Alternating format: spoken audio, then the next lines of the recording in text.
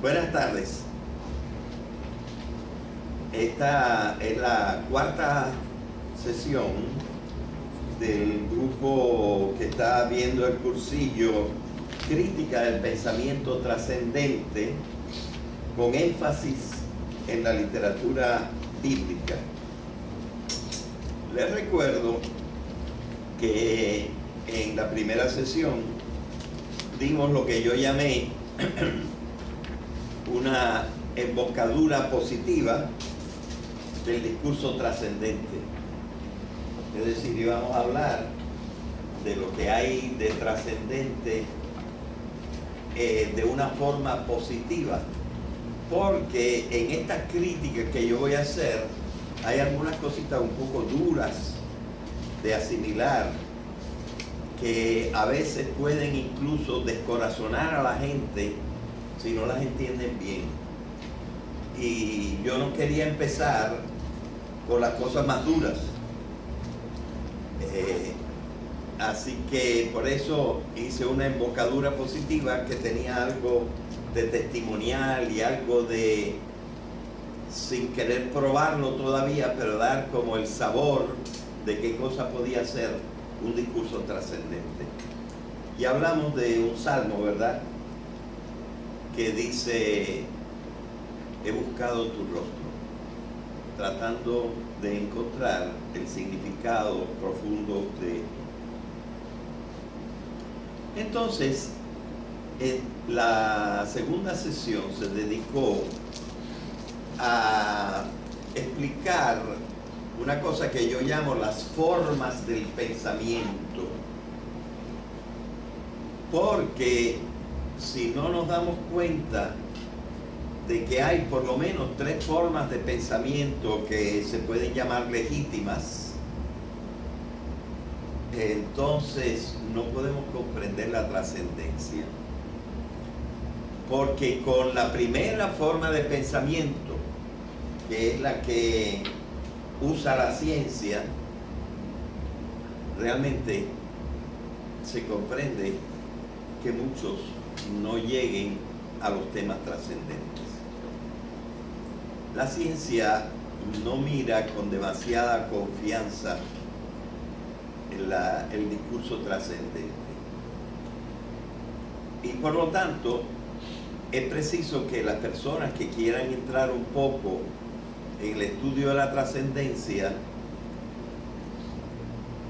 lleguen como a familiarizarse un poco con otras formas de pensamiento.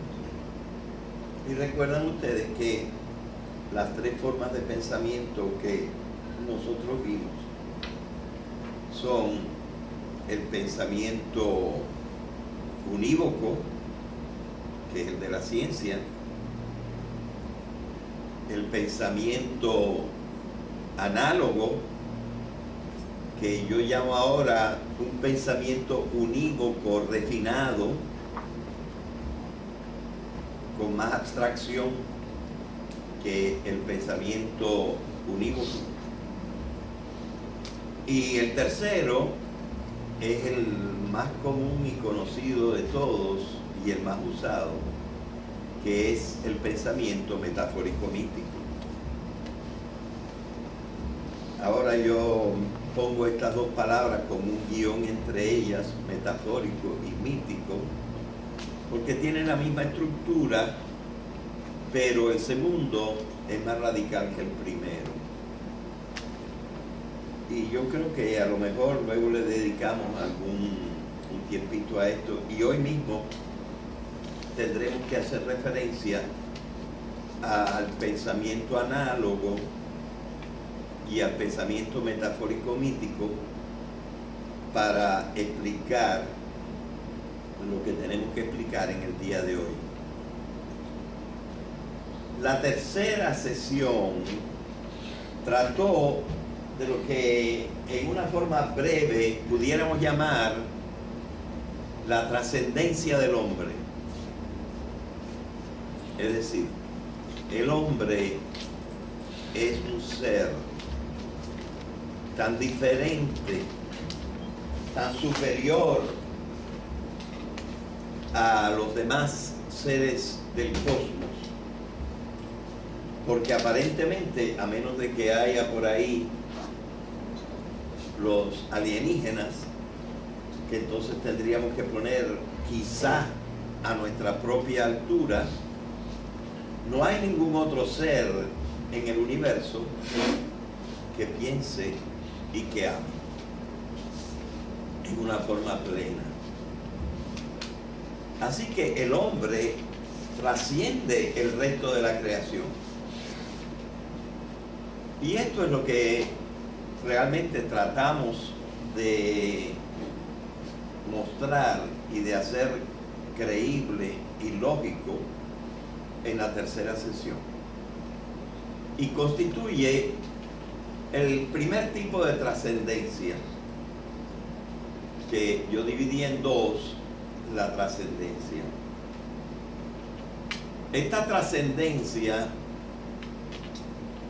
digamos que está tomada la palabra en un sentido bastante moderado, porque a nadie se le oculta que nosotros estamos plenamente en la realidad en que está el resto del cosmos.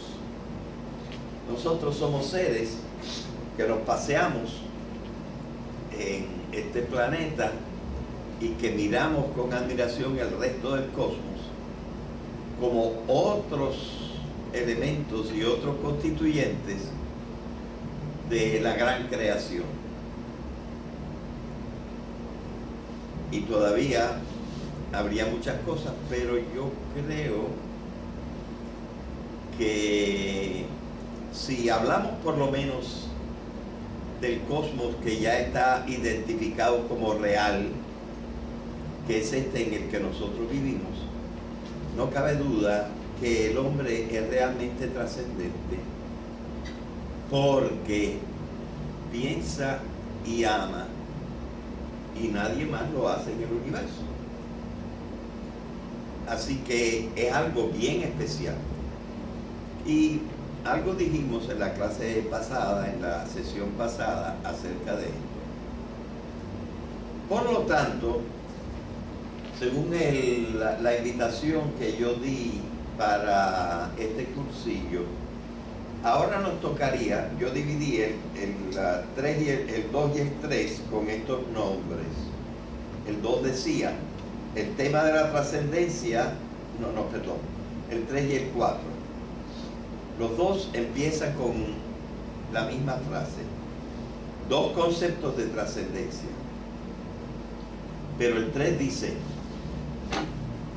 A, la trascendencia del hombre con respecto al cosmos. Es un ser diferente en el cosmos. Y el número 4 dice también dos conceptos de la trascendencia. Y aquí dice, en la página que yo mandé por internet, B, un ser que trasciende el cosmos físico, la trascendencia absoluta. Pero en el día de hoy yo voy a modificar ligeramente esta manera de proponerlo. Y voy a decir que la trascendencia de que yo voy a hablar es la trascendencia de algo de que nosotros hablamos y no está en este cosmos habitual en que nosotros vivimos. Y aunque hay un cúmulo de cosas que pudieran ser examinadas bajo ese título, o este más corto que yo puse aquí, lo que trasciende el cosmos físico, sería bueno precisarlo por lo menos en dos temas.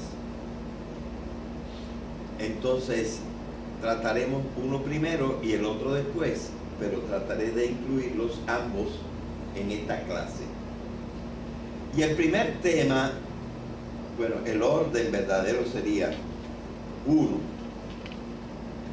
Hay un ser absoluto que trasciende el cosmos físico.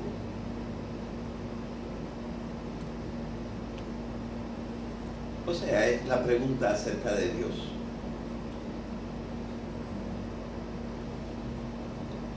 Y el segundo sería, ¿tendremos existencia después de la muerte?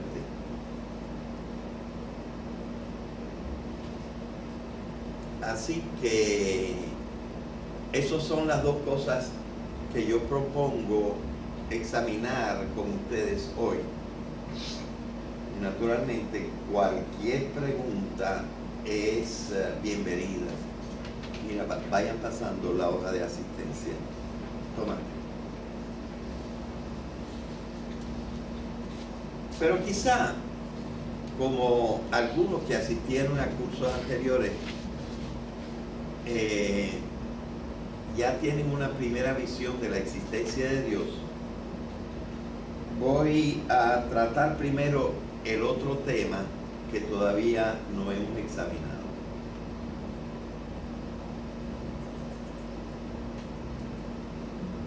¿Cuánta gente de una y otra confesión, de un y otro credo, piensa que no todo acaba cuando nosotros nos morimos? Entonces, eso quiere decir que alguna forma de existencia, que no sé si llamarla vida o cómo llamarla, pero alguna forma de existencia se postula como real después de la muerte. Y es un tema que interesa a muchísima gente, ¿verdad? Porque parece que nos va mucho en esto, que no se trata de que todo termina cuando nos morimos. Así que yo propongo tratar primero este tema. Es verdad que cuando nosotros nos morimos seguimos con alguna forma de existencia. Lo creían hasta los griegos, ¿verdad?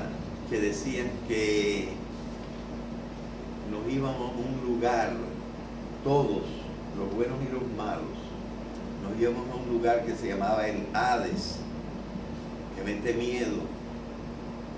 Podíamos pasar, porque lo que pasaba en la barca de Caronte era nada más nuestra alma, y nuestra alma no pesaba.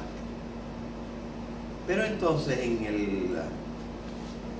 el Hades, que también podríamos llamar el infierno, aunque era un infierno en el cual no en todas sus partes se sufrían, en ese Hades se vivía una cierta vida disminuida, porque ordinariamente no salíamos de ella. Ni siquiera Perséfone pudo salir cuando Orfeo la fue a buscar y volvió a caer en el Hades. Así que muchísima gente creía, y en el Antiguo Testamento también se propone. En el Antiguo Testamento se iba a los infiernos también, aunque todavía en el Antiguo Testamento no se hablaba del infierno como este lugar de castigo en que van los condenados. Pero Jesucristo precisamente, al morir, tuvo que descender, según los evangelios, a los infiernos. Descendit ad inferos, y pasó allí 3 días. Bueno, porciones de 3 días, porque fue unas poquitas horas del primer día, el viernes que murió, porque a las 6 de la tarde ya era el sábado, y el sábado duró hasta las 6 de la tarde del próximo día. Y luego hubo unas horas hasta las 5 o 6 de la mañana que habría resucitado. Así que eran porciones de 3 días, pero en general fue día y medio en cuanto a duración, en cuanto a horas, lo que se lee en los evangelios. Pero pasó esas horas en los infiernos. Y como señal de lo que creemos los cristianos, proclama el credo: al tercer día resucitó, dando así una firme confianza de que Él fue el primero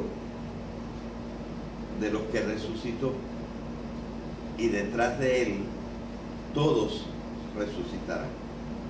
Así que el cristianismo es uno de los fuertes creyentes en la resurrección.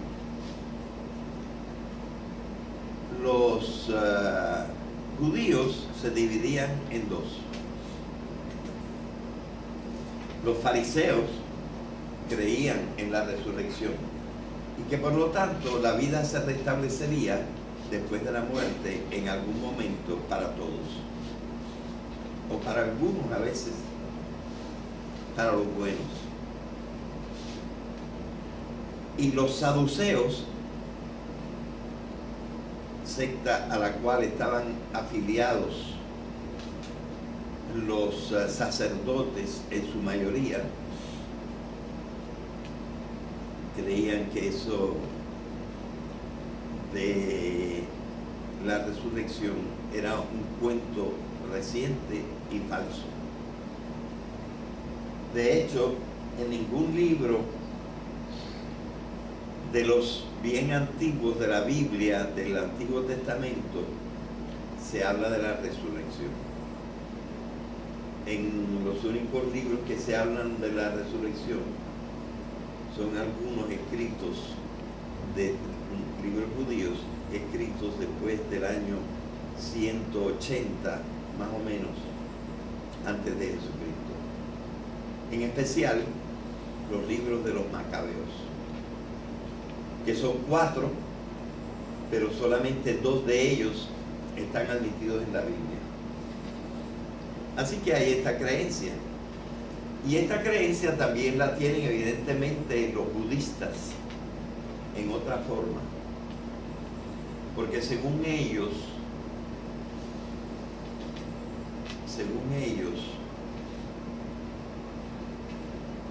sí tendremos otra vida, pero no en el mismo cuerpo, sino en un cuerpo diferente, que puede ser un cuerpo humano y que puede ser un cuerpo de otro estilo.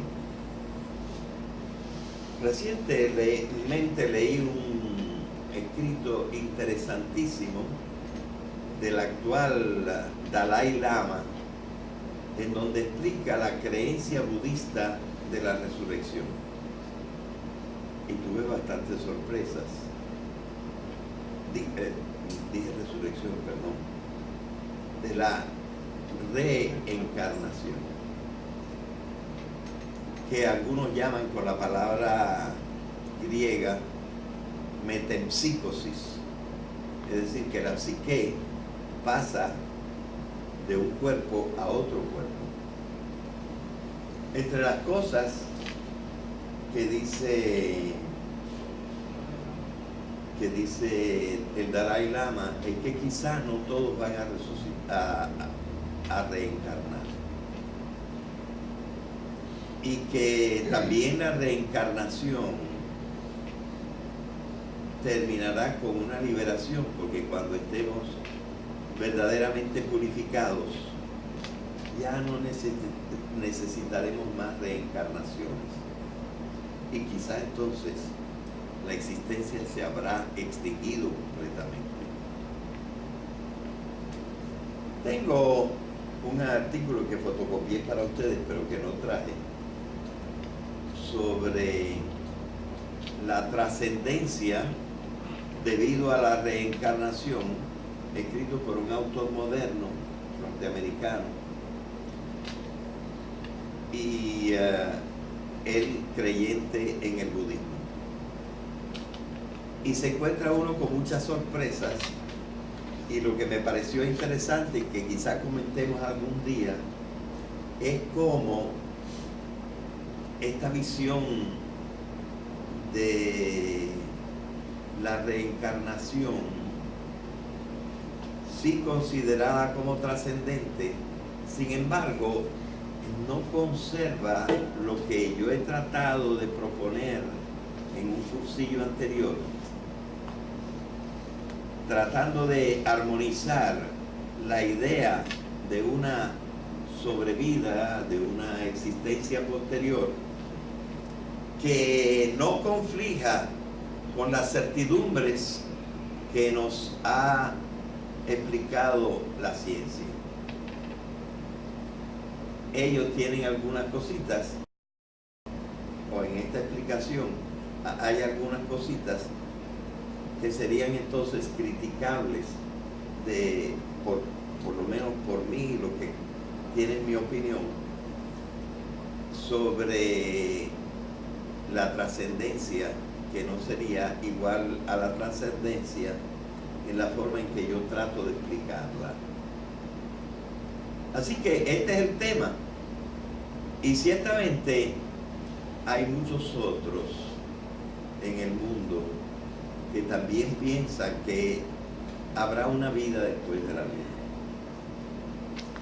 Entonces, tenemos que entrarle al tema, porque es una convicción muy generalizada. Entonces, nosotros tendríamos que preguntarnos cómo vamos a hacer ese análisis. Y yo creo que para hacer ese análisis, lo primero que tenemos es que recordar aquella segunda sesión en que nosotros explicamos las tres formas de pensamiento. Porque si nosotros aceptamos como único tipo de pensamiento válido el pensamiento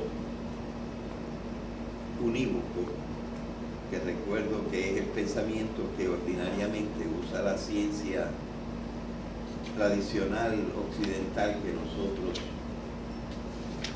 hemos compuesto y que en cierta manera compartimos, entonces no sería posible. No sería posible. Si nosotros miramos solamente el pensamiento unívoco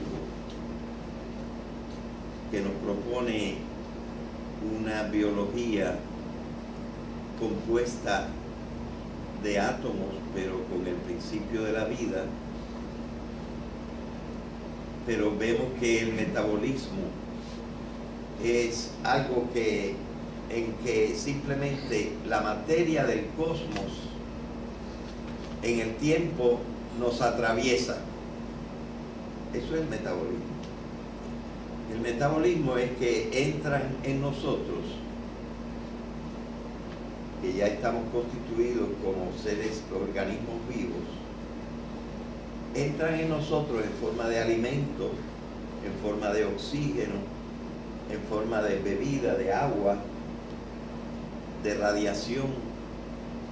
Entran los elementos de la materia y de la energía. Algunos de estos elementos materiales son absorbidos por nuestras células.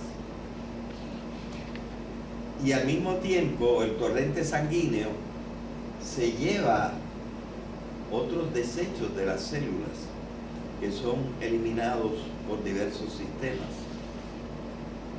De manera que lo que ocurre durante todos los años de nuestra vida es que la materia del universo, la materia común del universo, nos atraviesa. Lo único que permanece es la estructura de las células. de las células que no mueren. La organización. Dime. La organización. La organización. La organización, la estructura, sí. Es lo que permanece. Pero la materia que está organizada en esas estructuras cambia. De manera que nosotros realmente materia nuestra no tenemos.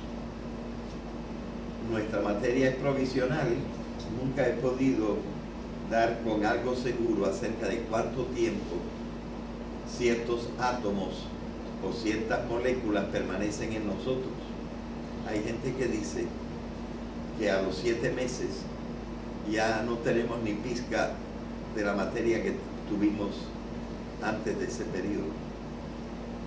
Nunca he podido saber exactamente cuál es la velocidad de ese metabolismo. Pero lo cierto es que la materia no es nuestra. La estructura es nuestra, pero a la muerte la estructura desaparece.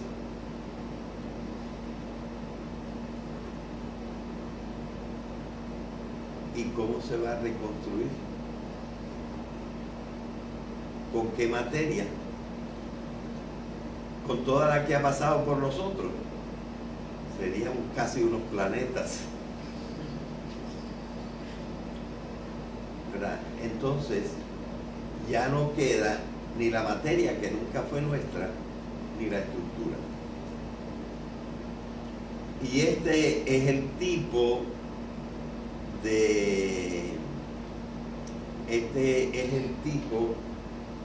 de visión que se tiene en el pensamiento unívoco.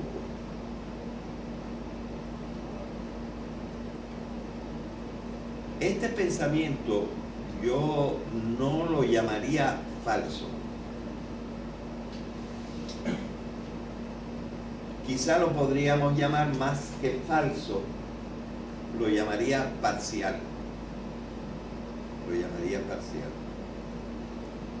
Ya alguna alusión hemos hecho que en estos elementos que desaparecen,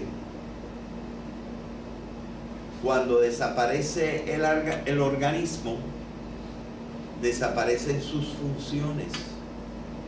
Y sus funciones superiores son pensar, emocionarse, tener memoria y decidir amar.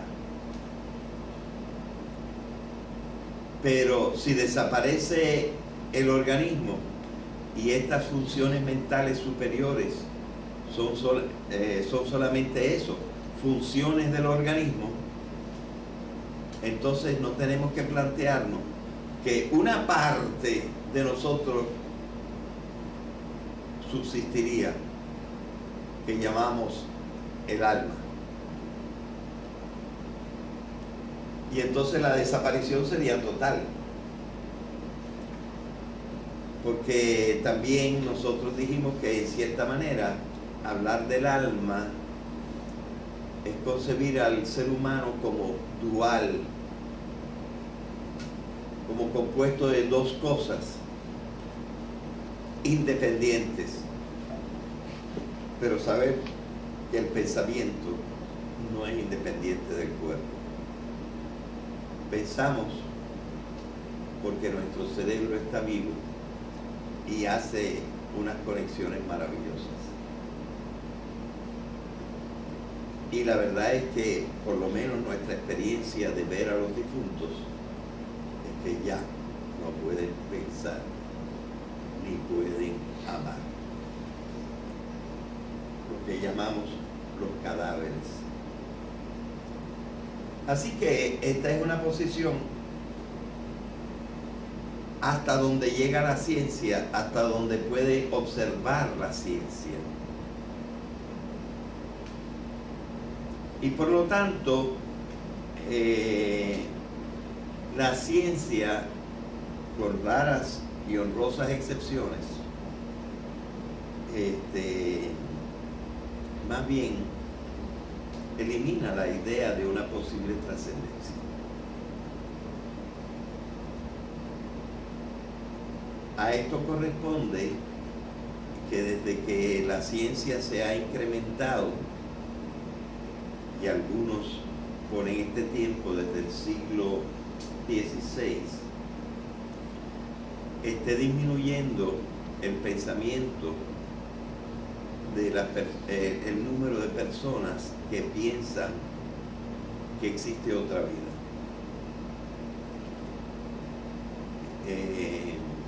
Es al mismo tiempo una época en que ha ido aumentando un ateísmo que tiene verdaderos visos de científico, pero científico en el sentido de que también está limitado por los límites de la ciencia.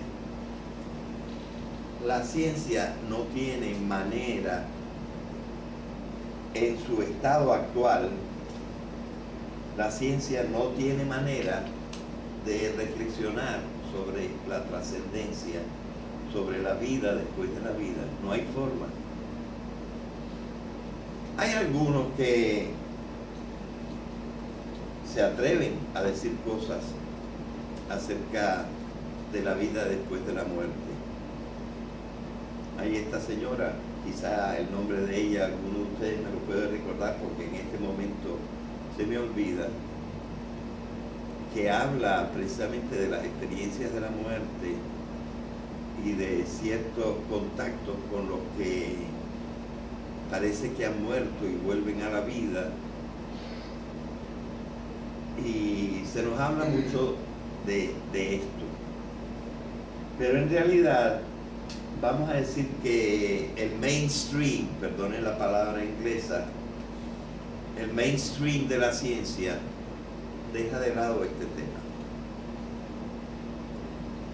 Nosotros hemos insistido precisamente que la idea de la trascendencia, para poder estudiarse, requiere que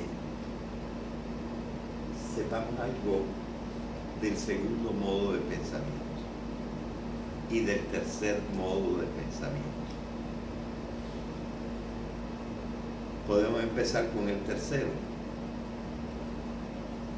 Prácticamente todo lo que está escrito sobre la vida después de la vida pertenece al pensamiento metafórico mítico.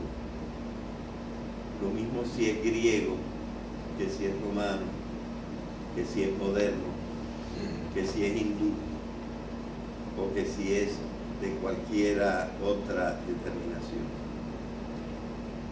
Está elaborado con el pensamiento metafórico y con el pensamiento mítico. Todo mito tiene una metáfora. Y en la metáfora ya hemos estudiado un poco que hay dos significados. Un significado de las palabras en su sentido recto,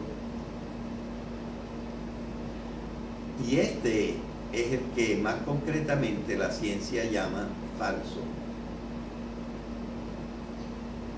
y en el cual a mí me parece que no hay forma de prosperar hacia el estudio de la trascendencia. Es decir, cuando nosotros tomamos las palabras en su sentido directo, recto, literal,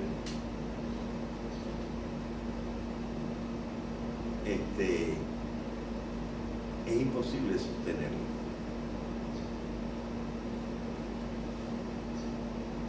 Pero eso no quiere decir que lo que decimos con el pensamiento metafórico es necesariamente falso. Y hay evidentemente diversos sistemas que se han construido con las creencias religiosas, que tratan de exponer una forma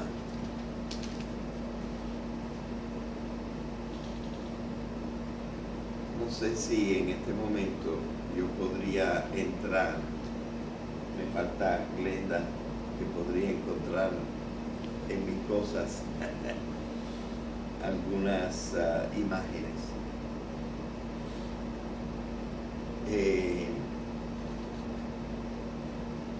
Para explicar un poquito la dificultad de encontrar la verdad en el pensamiento metafórico, no es imposible, pero es difícil. Habría que explicar una cosa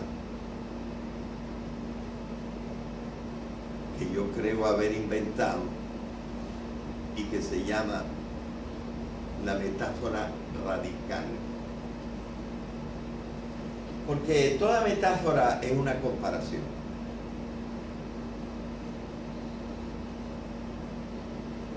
Y en esta comparación, las cosas que comparamos tienen que tener algunas cosas que sean comunes.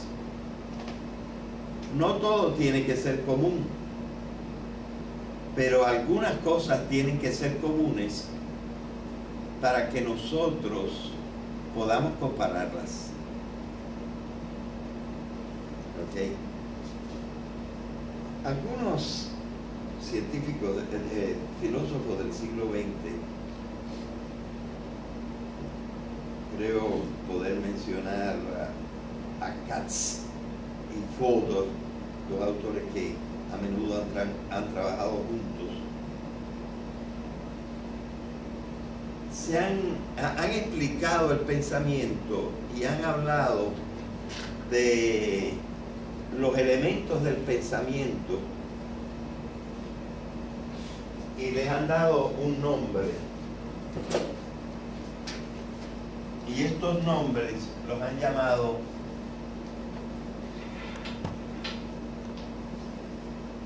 sememas. Es decir, son como los átomos del pensamiento. Y entonces, cuando nosotros aplicamos un nombre que tiene, un pensamiento que tiene su nombre a una cosa y también a su vecina, nosotros encontramos que comparten ciertos sememas. El gran lingüista Noam Chomsky toma, por ejemplo, para explicarlo fácilmente, un concepto, un nombre que tiene muy pocos sememas, para que nosotros veamos de qué están compuestos. Y él coge la palabra bachelor en inglés, y en esta palabra él encuentra que las partecitas de significación o sememas del bachelor son ¿cuáles? Un bachelor tiene que ser hombre, es decir, varón. Un bachelor tiene que ser adulto, porque a los niños nosotros no los llamamos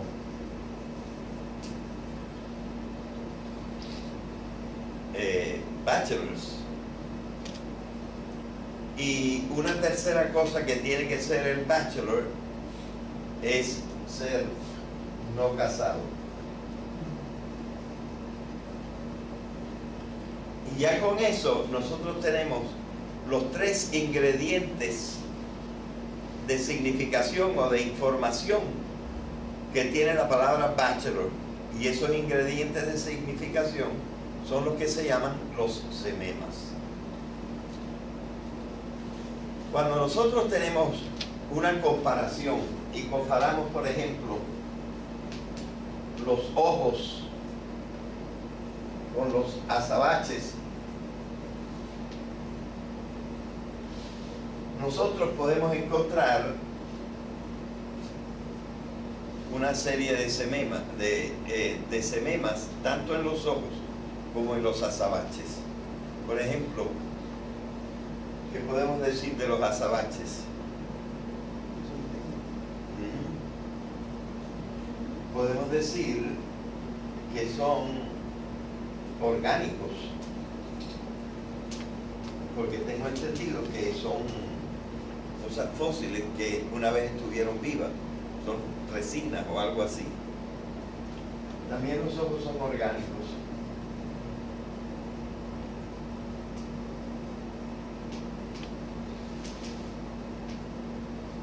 Nosotros podemos decir que los ojos son brillosos.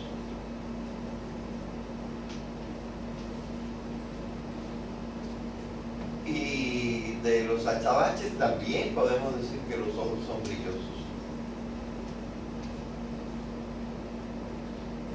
Pero de los ojos tenemos que decir que son vivos, si no, no son ojos. Y de los azabaches tenemos que decir que son de materia inerte, no sé cómo decirlo.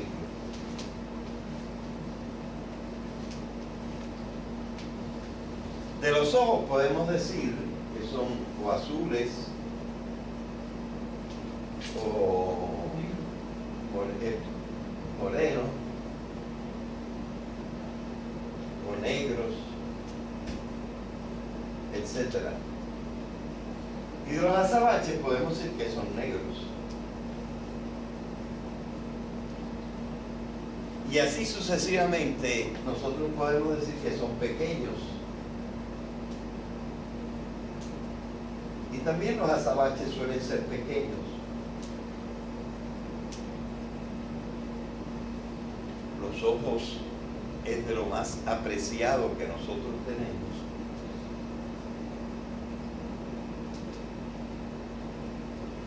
Y los azabaches también los seres humanos los aprecian.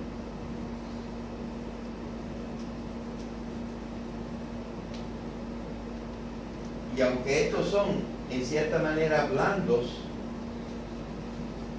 estos son duros. Así sucesivamente nosotros podríamos todavía probablemente alargar la lista de los sememas de ojos y de los sememas de azabache, su localización, su peso, esto, lo otro. Podríamos seguir con una serie de sememas que necesitamos para identificar qué cosas son ojos y qué cosas son azabaches. Pero bastaría que hubiera uno o dos elementos comunes para que nosotros entendiéramos la comparación. Y aquí, en realidad, nosotros, por ejemplo, nos fijamos en esto, y quizás nos fijamos en esto, y podemos decirle a una muchacha: me fascinan esos azabaches que tú tienes en tu rostro. Y ahí está la metáfora. Así que la idea de los sememas nos hace comprender que la metáfora no es más que la utilización de sememas comunes entre dos o más cosas que estamos examinando. Bien. Pero hay unas cosas que pudiéramos llamar metáforas radicales.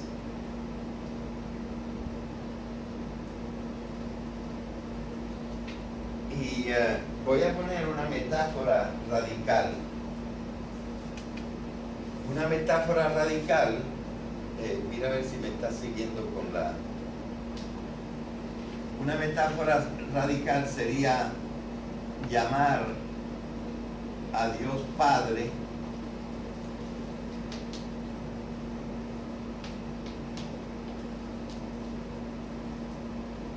y hablar del Padre humano.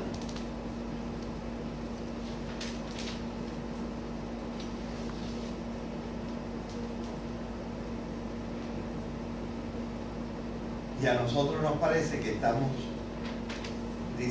haciendo una comparación fantástica. Y ciertamente nos agrada, nos consuela.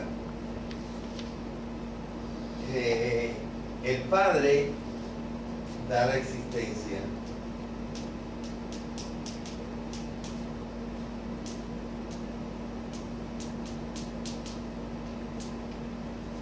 El Padre se piensa como bondadoso.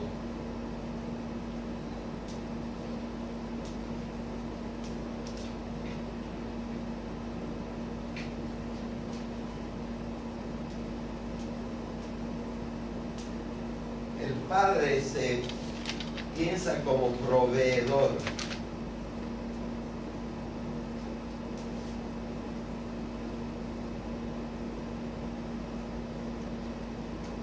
Ordinariamente pensamos en el Padre como masculino, en Dios, e igualmente y necesariamente en el hombre.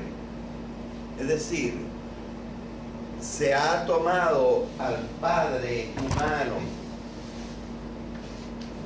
en sus sememas para construir una imagen de Dios. Esta metáfora yo la llamo radical por esto. Nosotros podemos constatar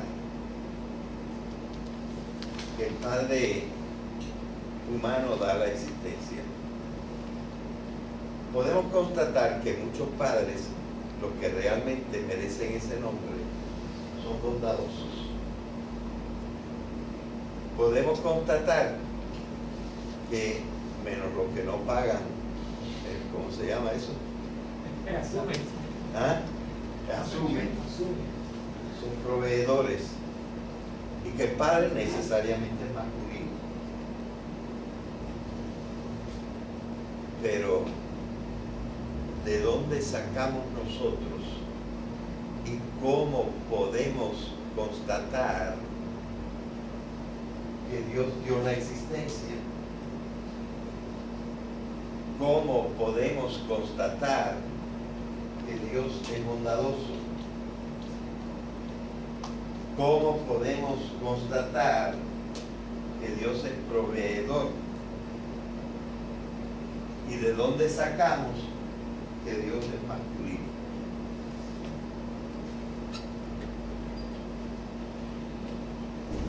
No del estudio de Dios, sino del estudio del hombre. Es decir, estos sememas están aquí porque nosotros decidimos comparar a Dios con el Padre humano, pero una evidencia de que Dios da la existencia, de que es bondadoso, de que es proveedor, de que es masculino, no existe. Solo después de la metáfora y solo después de que nosotros aceptamos la metáfora, así son prácticamente la totalidad de los conceptos míticos. Son conceptos tomados de comparaciones de cosas que nosotros conocemos y aplicadas a cosas que nosotros no conocemos.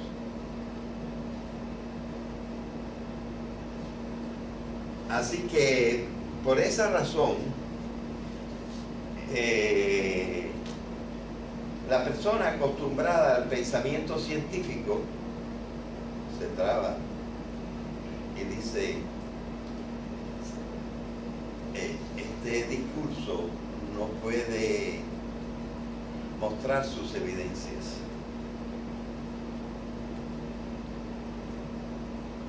¿Verdad? Y entonces nosotros nos encontramos ante esa metáfora radical.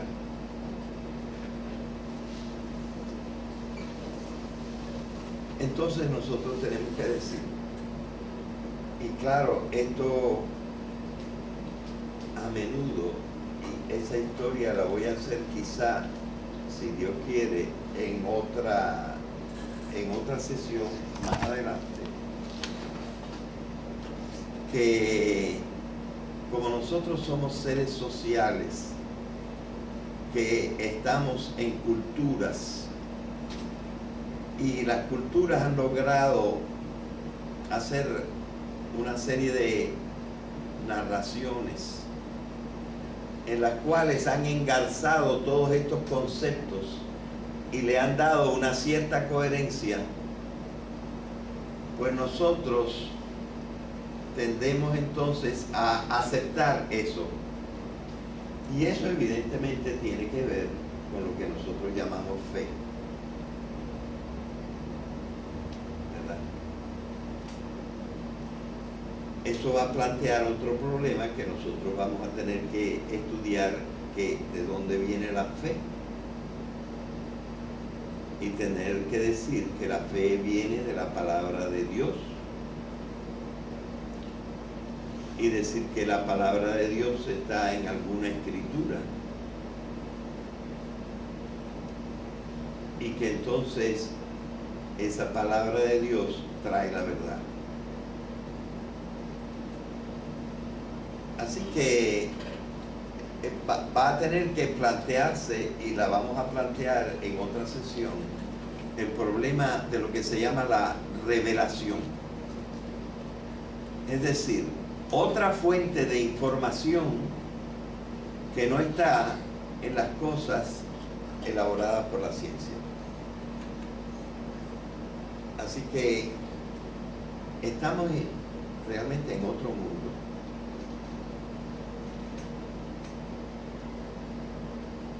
En la segunda sesión que nosotros tuvimos y que hablamos de las formas de pensamiento, decíamos que si las personas no son completamente irracionales, las cosas que dicen con el mito tienen que tener una significación, y que esa significación debe tener un mínimo de coherencia. Y entonces nosotros podríamos pensar que nosotros pudiéramos descubrir mayormente a través, yo creo, a través de una cosa que se llama la filología, es decir, el estudio de las culturas y del lenguaje en las culturas. Nosotros podríamos descubrir lo que es el significado, y que existe un significado, y que si la primera forma de significado es incorrecta, la forma directa de percibirlo,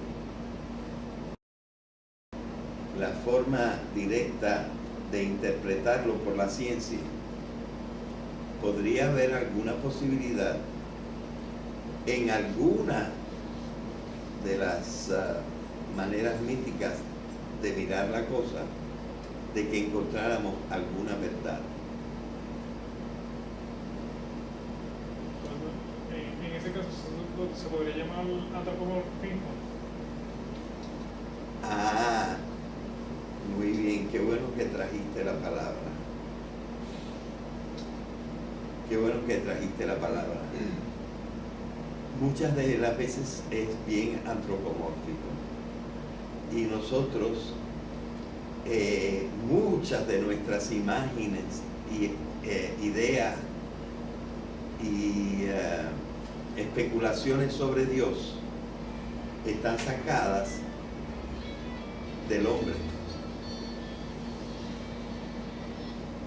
¿verdad? Que es padre, pero también que es colérico, que a veces acepta la guerra, que hace cosas maravillosas, Y maravillosa tiene la misma raíz que milagro. Miraculo quiere decir cosa maravillosa, mirabilia, cosa admirable. Es decir, nosotros hemos fabricado, igual que aquí, la imagen de Dios a base de elementos humanos. Ahora bien, recientemente me fue sumamente agradable y iluminador leer un libro de un filósofo de la biología. Este filósofo de la biología se llama Hans Jonas con J. Hans Jonas.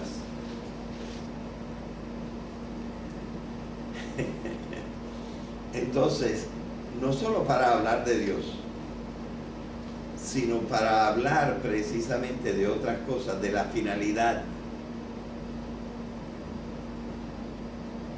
Nosotros hemos visto que la finalidad en realidad muy a menudo es negada por la ciencia. Negada. Las cosas, excepto en el hombre, no tienen finalidad. Las cosas no humanas que sí tienen finalidad son aquellas que el hombre hace, pero no las cosas de la naturaleza. ¿Quién nos dice que la finalidad de un árbol es proveernos de oxígeno? Lo que dice la evolución es que el árbol produce oxígeno, pero no para qué. La ciencia no habla de la finalidad. Es más, niega la finalidad de las cosas en la naturaleza, con pocas excepciones.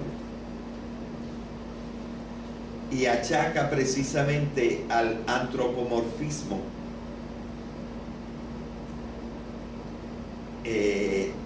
la atribución de finalidad a las cosas. Pero dice Hans Jonas, le voy a agregar un pedacito a Hans Jonas porque esto no lo dice él, pero yo creo que se supone. Si nosotros en la actualidad vemos la naturaleza como un fenómeno emergente, en que la química sale de la física, la biología sale de la química, la psicología sale de la biología, la sociología sale de la psicología, la conciencia es la parte más alta de la psicología, y lo último que aparece y lo más alto que aparece es la ética. Es decir, hay este proceso emergente en la evolución, y precisamente los últimos de esos estadios, el estadio del pensamiento, de la conciencia y del amor, solamente están en el hombre. Cuando nosotros pensamos en un ser superior al hombre, ¿qué mejor manera puede haber que afirmarnos en el antropomorfismo? Es decir, ¿por qué va a ser una mejor representación de Dios un triángulo que un viejo con barbas? Después de todo, en el viejo con barbas hay pensamientos, hay sentimientos, hay otras cosas. ¿Y por qué nosotros vamos a comparar al Ser Supremo con las cosas más elementales del universo. Lo más lógico es ser antropomorfo, es tener un pensamiento antropomorfo, si este ser va a ser un ser superior. Me parece una gran idea. Y las metáforas son muy a menudo antropomórficas, aunque en ciertas metáforas más primitivas, en vez de venir de un dios, venimos de un tigre o de una lechuza. No creo que sean maneras superiores. Y decir que es un triángulo con un ojo o 3 puntos, o ¿cómo le llaman a ese? Un toro se llama, de eso que... Al infinito. ¿Cómo? Sí, del infinito o algo por el estilo. ¿Por qué eso va a ser una mejor comparación con Dios que el hombre?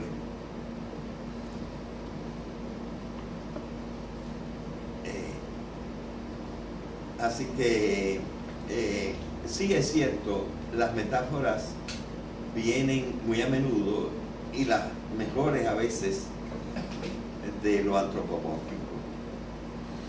Pero acuérdate que la metáfora en sí, lo que es la metáfora, es algo que no puede ser absolutamente cierto. Porque la metáfora y hasta todo signo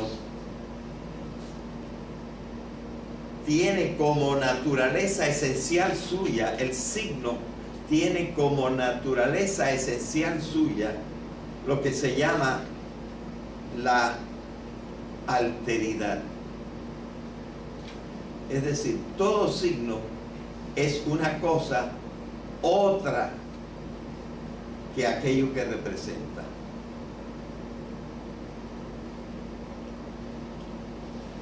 Si una cosa es un signo, no es la cosa que representa.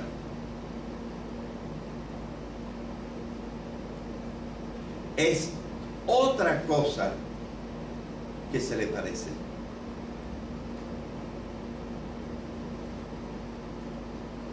Y es por eso que la metáfora, compuesta precisamente por palabras que tienen una verdadera impropiedad para hablar de aquello que nosotros queremos entender, son necesariamente falsas. En su sentido recto, no pueden contener la verdad.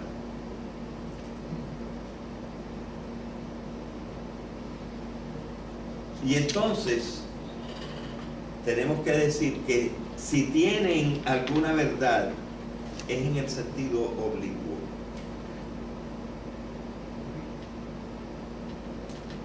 Entonces, esto por ejemplo lo pudiéramos aplicar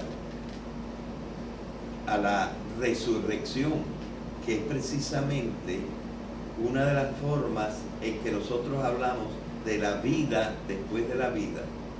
Habría como 3 etapas: la vida actual, un tiempo de transición y un tiempo en que volveríamos a la vida.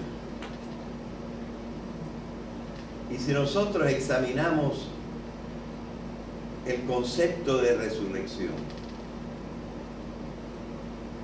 ya nosotros hemos dicho alguna cosita sobre esta en otra ocasión. Tal como lo dice tanto la narración bíblica como la explicación teológica, usando metáforas y comparaciones, es falsa. Es decir, literalmente pensar que Cristo va a venir y levantar los cuerpos de toda la gente.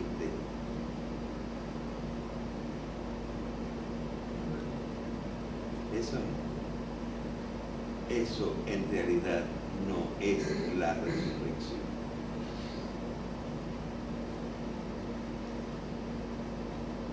Es la manera esperanzadora con que nosotros pensamos la resurrección. Pero yo tengo un artículo mucho más extenso y más concentrado y científico y filosófico que se llama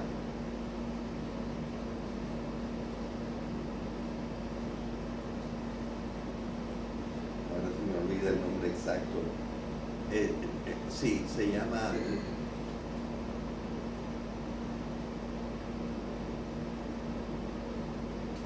Lenguaje y mito, se llama.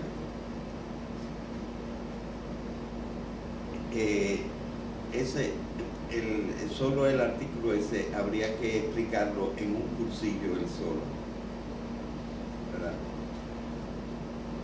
Y yo tengo muchísimas otras cosas como el mito, sobre el mito, algunas de las cuales quizá vamos a incluir todavía en este cursillo.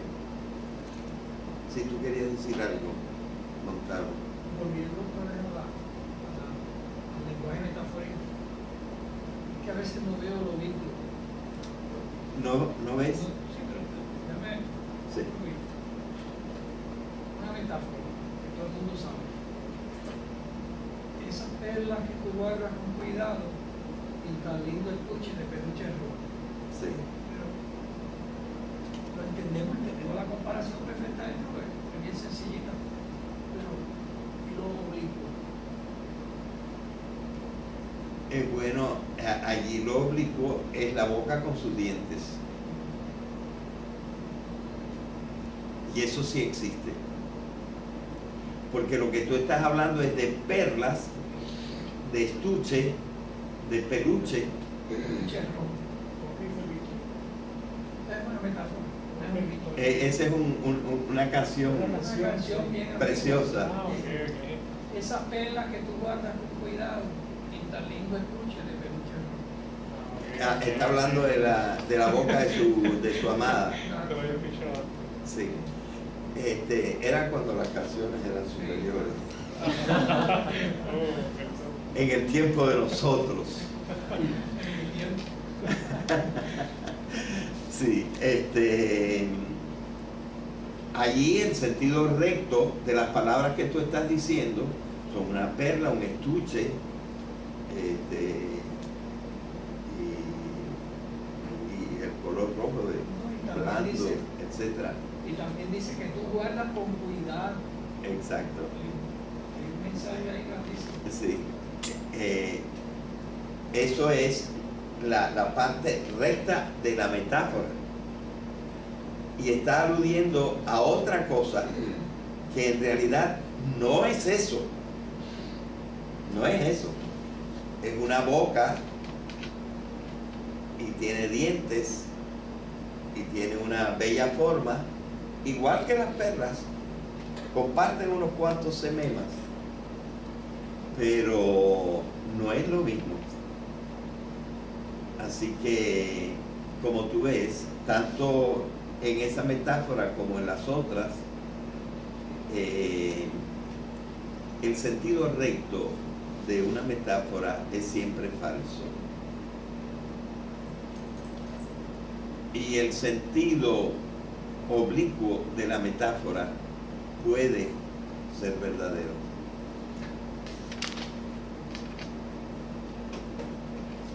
Bien.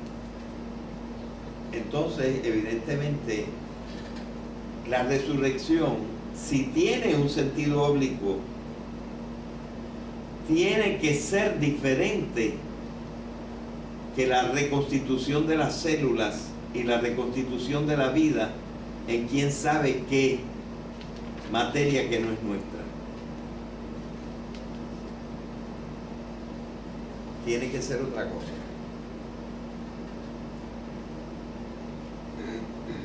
Entonces, ya nosotros hemos analizado. Lo hemos analizado con el pensamiento metafórico.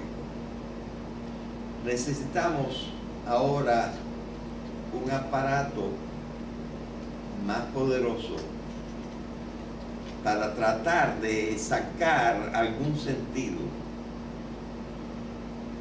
que nos diga, y si no es la reviviscencia de la carne, ¿qué es? ¿Qué es la resurrección?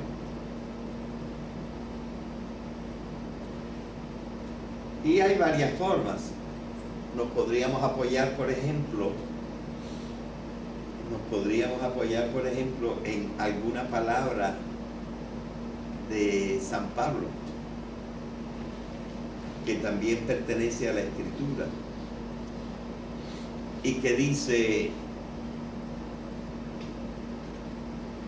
porque vosotros que estáis en la fe, ya estáis resucitados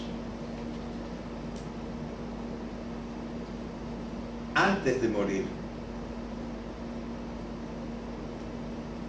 Por lo tanto, este es por lo menos otro sentido aproximado de la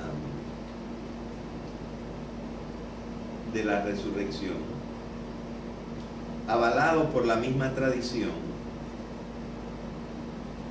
y que no implica que la resurrección es propiamente la vuelta a la carne.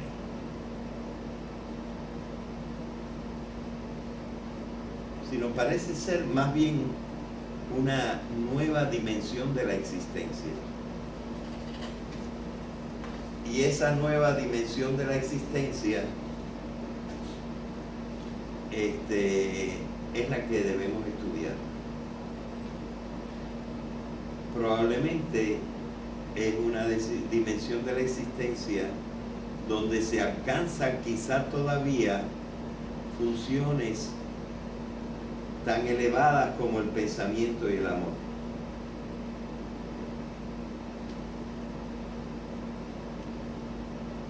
Y nosotros sabemos que, por ejemplo, también hay en en el mismo Nuevo Testamento el concepto del hombre nuevo, concepto que tomó literalmente también el Che Guevara, diciendo que nosotros, si queremos salvarnos, si queremos redimirnos de esta civilización opresora, tenemos que construir un hombre nuevo. Es decir, nosotros tenemos que redirigir nuestros pensamientos y tenemos que redirigir nuestros amores, no esperando para ello la otra vida. Es en esta vida donde vale estar resucitados. Con lo cual se refuerza un poco la idea de la unidad del universo. Ya estamos en la verdadera vida, solo que quizá algunos tenemos dimensiones en la vida que otros todavía no tienen. Es sin embargo necesario negar una prolongación en algún sentido de la existencia después de la muerte. Yo creo que no. Yo creo que no. En una forma muy simpática, no recuerdo si en el libro sobre la vejez o en otro libro de Cicerón. Cicerón dice: Yo prefiero pensar que hay otra vida. Porque la gente se burla de mí porque yo pienso que hay otra vida. Y puede ser que haya otra vida y puede ser que no la haya, dice Cícero. Si no la hay, nadie se podrá reír de mí del otro lado. Si la hay, yo me podré reír de los que decían que no la había.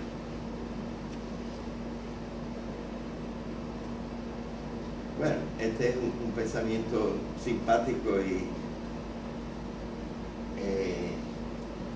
congenial de Cicerón, pero yo creo que podemos hacer mejor.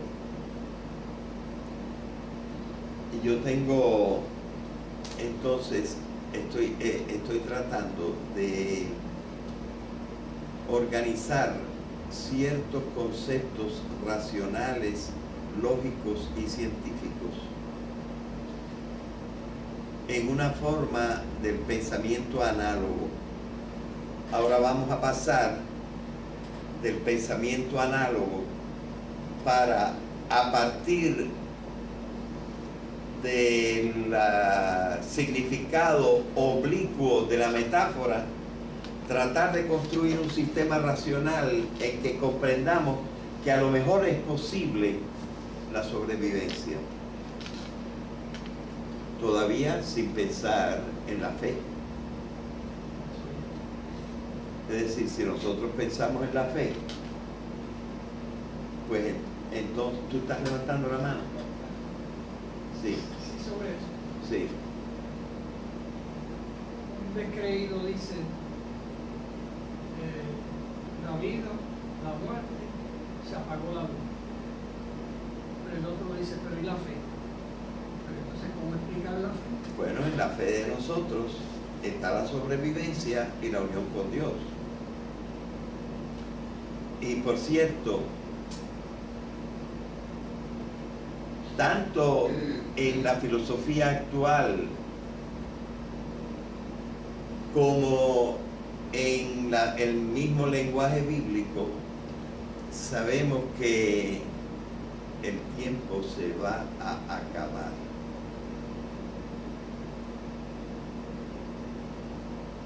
El tiempo a lo mejor no es eterno o infinito, no es infinito. El tiempo el tiempo infinito no es lo mismo que la eternidad. El estudio de la eternidad, que ahora se replantea como lo que existía antes del primer Big Bang, es de una naturaleza diferente al del tiempo que fluye. Es el no cambio,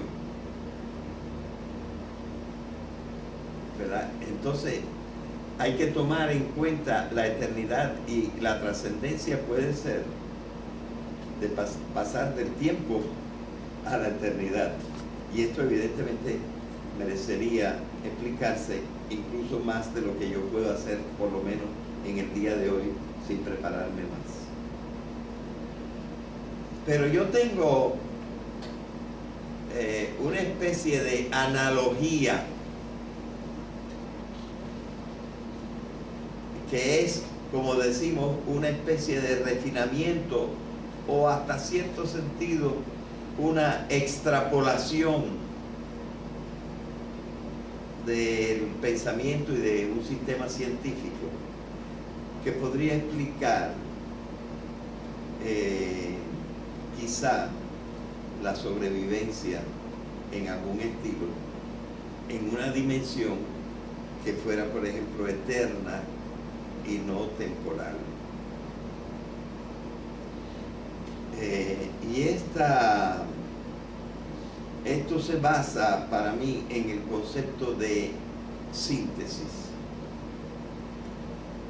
El concepto de síntesis es un concepto no solamente filosófico, sino también un concepto científico.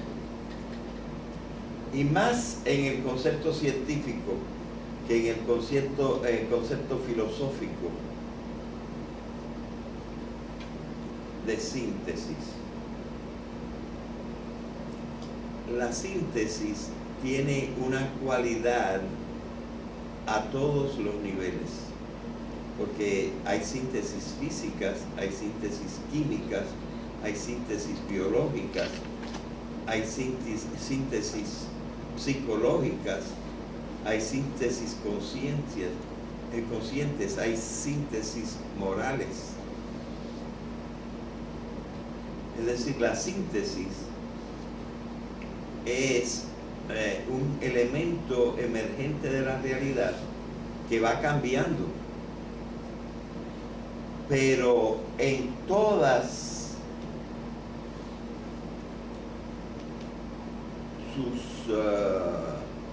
todos sus niveles, al parecer, la síntesis tiene esta cualidad.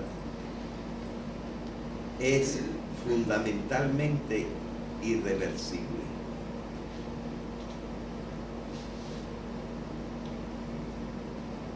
Una vez yo le dije esto a una mujer que tenía un grado, no sé si doctoral en ciencia, y me dijo, ¿y qué hay de la hidrólisis? En la hidrólisis el agua puede disolverse, pudiéramos decir desintetizarse y convertirse de nuevo en hidrógeno y oxígeno, pero no totalmente. No totalmente.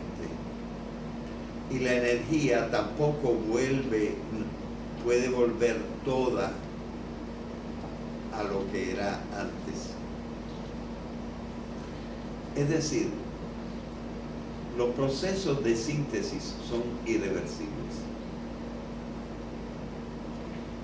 ¿Y qué cosa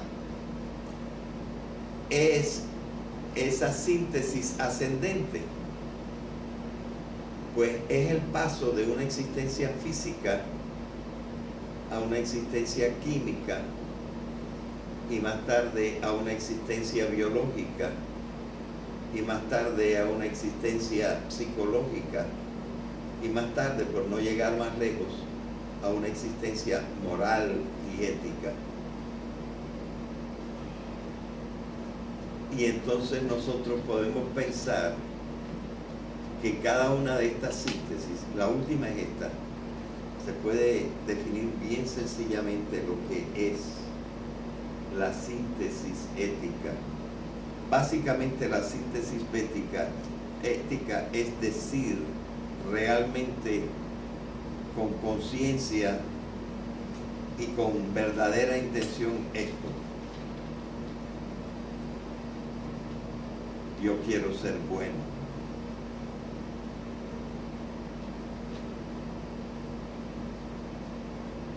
Y ser bueno significa concordar, afirmar, aceptar y desear que la realidad sea como es. Y cuando yo en este sentido, moralmente, éticamente, me confundo con la realidad cósmica y con su posible creador, entonces me constituyo en una nueva síntesis, en una nueva altura. Y puedo suponer que aunque esto es en parte una extrapolación análoga, corresponda en su último grado a la misma condición que tienen las otras síntesis. Son básicamente irreversibles. Y al decir básicamente no quiero decir que volvamos a la vida en la misma forma en que antes la teníamos. Pero sí que nosotros tengamos alguna forma de sobrevivencia. Es decir, que cuando hemos llegado a tener espíritu, lo que llamamos espíritu, que no es más que la función de comprendernos como totalidades en la totalidad del universo. Esto quizá lo tendríamos que explicar con más detalle. Estaríamos hablando quizá en otro sentido de lo mismo que tan bellamente dijo Quinto Horacio Flaco cuando en uno de sus odas dijo: non omnis moriar, no moriré del todo. Y en este caso nos podemos regocijar que un gran pensador, un gran hombre divino, Jesucristo, tenga la misma opinión. De Él, de quien depende nuestra fe. Es decir, no es ningún disparate como piensan algunos científicos. Es decir, evidentemente que el hombre no está preparado para comprender ciertas cosas y que tiene que usar unas formas oblicuas para llegar a sus ideas y a sus conclusiones. Pero estas ideas y estas conclusiones parecen hasta más racionales que sus contrarias. Y entonces, yo no tengo por qué sentir ningún tipo de inferioridad delante de una persona que nada más ha aprendido a usar el pensamiento unívoco. Es decir, yo puedo ver que es posible, cuando entendemos lo que es el pensamiento mítico, lenguaje en el cual está expresada la fe,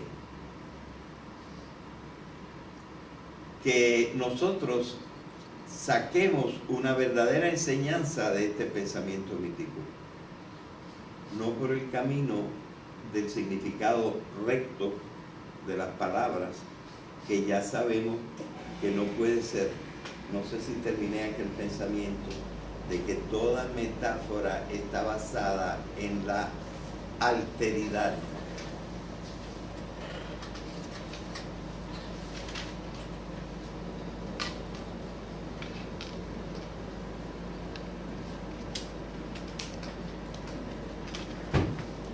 Pero nena,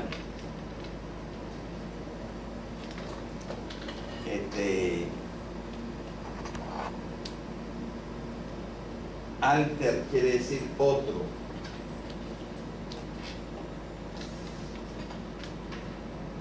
En latín.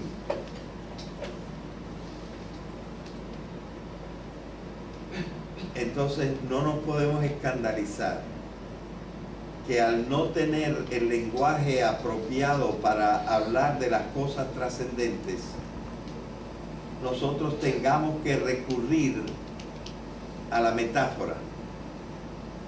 Pero tampoco podemos esperar que la metáfora nos diga las cosas tal cual son, porque precisamente su propia naturaleza es no poder decir lo que quiere decir. Y esta es la verdad del pensamiento humano. En cuanto el pensamiento humano va pasando precisamente a lo que llamamos la trascendencia. Y la trascendencia, en cierta manera, se puede decir que es lo que no se ve, lo que no es comprobable en este mundo. Pues entonces es solamente en una forma oblicua que nosotros podemos recuperar el mensaje, ¿verdad? Y una cosa que sobre todo no podemos hacer es obstinarnos, empecinarnos en el pensamiento literal. Parece que precisamente las visiones, las cosmovisiones fundamentalistas han crecido en los siglos recientes. ¿Por qué? Porque nosotros, habiendo sido por siglos, y cada uno de nosotros por decenas de años bombardeados por el pensamiento en que se basa la ciencia, que es el único que nos enseña, hemos pensado que solo se puede sacar la verdad del pensamiento tal y como lo dice el lenguaje. Y entonces decimos, no, lo que dice la Biblia, eso es así como ella lo dice.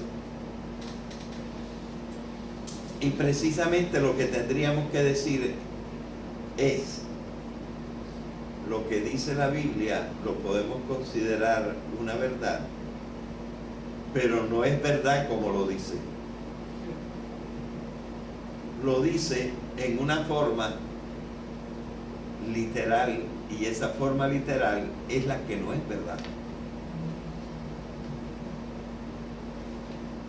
Y entonces, todas estas cosas son reconocibles para la persona pequeña que está naciendo o para la persona antigua. Recuerdo que un día yo le dije, no me acuerdo si era un niño o a una niña de 3 años, que estaba cabalgando sobre una escoba. Y yo,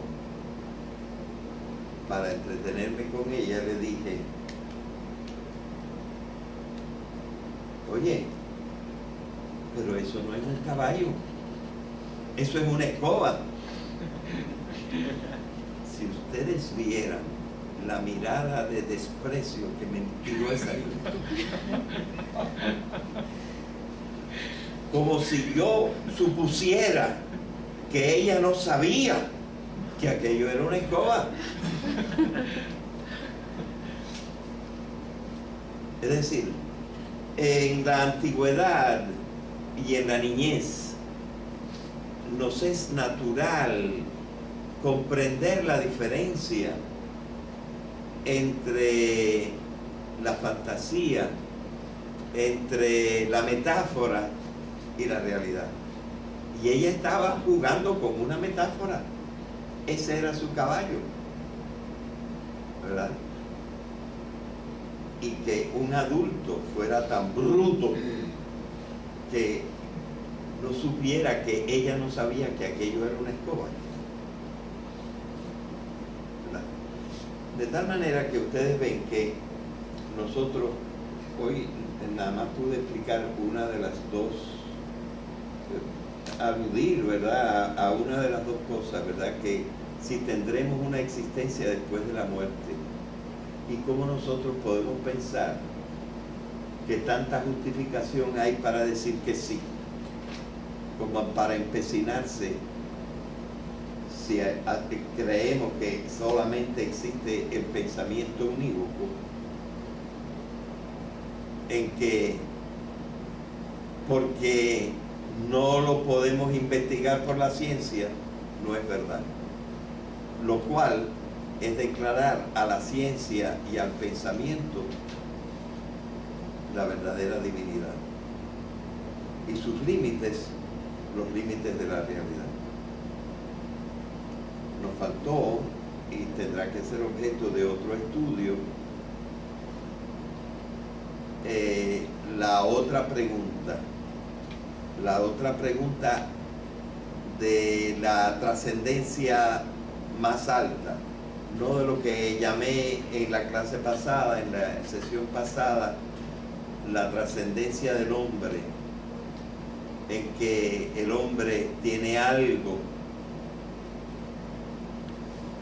que no es ni células ni átomos, pero que están basados en las células y los átomos, que son las funciones mentales superiores.